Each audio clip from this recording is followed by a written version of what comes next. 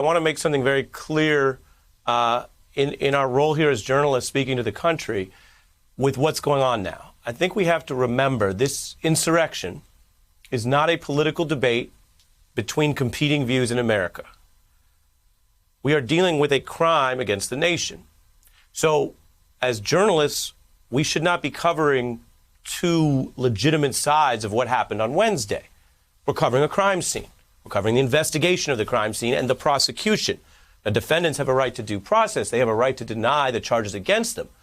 But both for those of us working with the information for the nation and all citizens who have to then discuss this and figure out what a democracy, which we still are, what we want to do about it, we have to treat this more like the grave crime scene than it is and less like another political matter. I just wanted, Senator, to put that on record, and I'm curious your response, your thoughts. Well, I think that's a very appropriate way to talk about it. And of course, the little piece of good news is there's all kinds of Republicans or conservatives who are essentially agreeing with you. They don't want this characterized as Republican versus Democrat either, because that's not really even accurate. And so there should be a welcoming attitude about using the constitutional remedies and considering the constitutional remedies that exist. It's appropriate to consider impeachment. And most importantly, it's appropriate to consider the remedy I remember being discussed during the Clinton trial, impeachment trial, which is the banning of the president from ever seeking federal office again. That should only take a majority vote.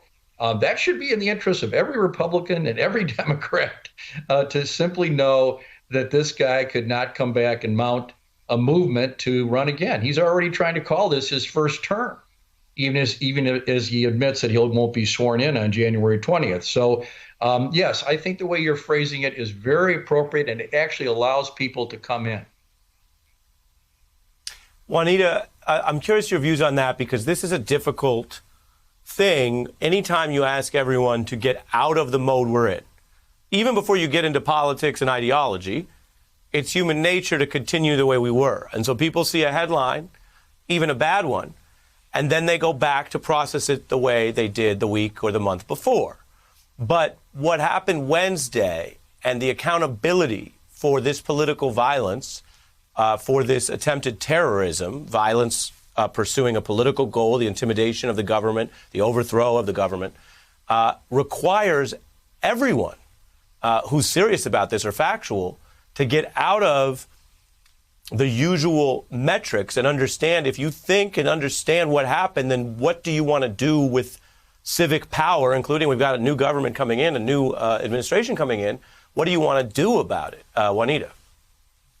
I think, Ari, the big point that you mentioned here is behaving differently, which requires people to admit they did things wrong in the past. It also requires people to get very uncomfortable in understanding what the intention and the energy was of this mob, which was comprised largely of white supremacists who were looking to overthrow the election results incited by Trump.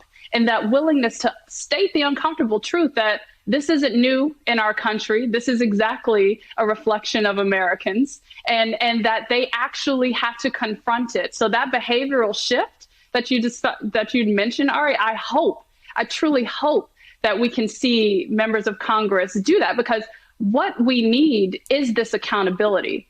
Nothing else happens without truth and accountability first. Don't talk to me about unity. Don't talk to me about turning a page. Don't talk to me about moving forward.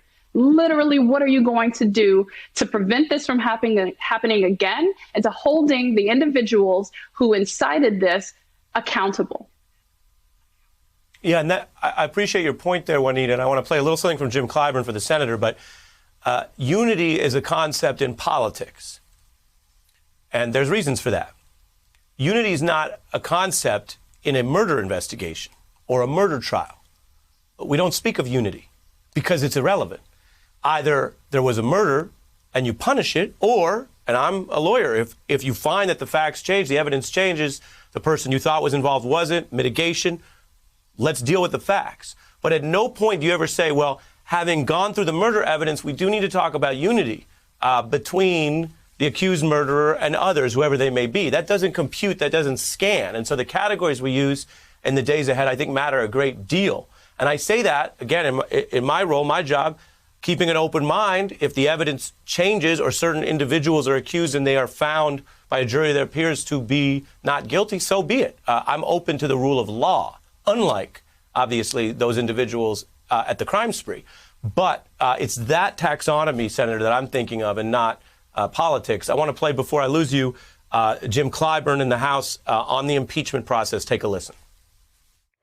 It just so happens that if it didn't go over there for 100 days, it could be, let's give President-elect Biden the 100 days he needs to get his agenda off and running, and maybe we'll send the articles sometimes after that. Senator, we have a House vote as soon as Wednesday. Speaker Pelosi believes she has the votes.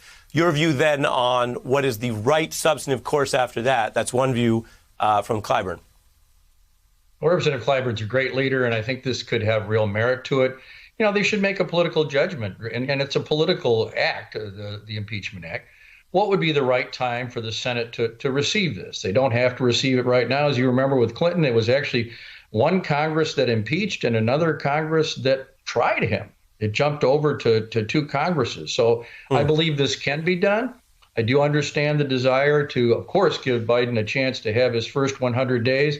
But I think people should especially think in terms of what is most likely to lead to a serious opportunity to vote on the question of whether Donald Trump should be disqualified permanently from running for federal office in the future. But, Clyburn's got a good point there.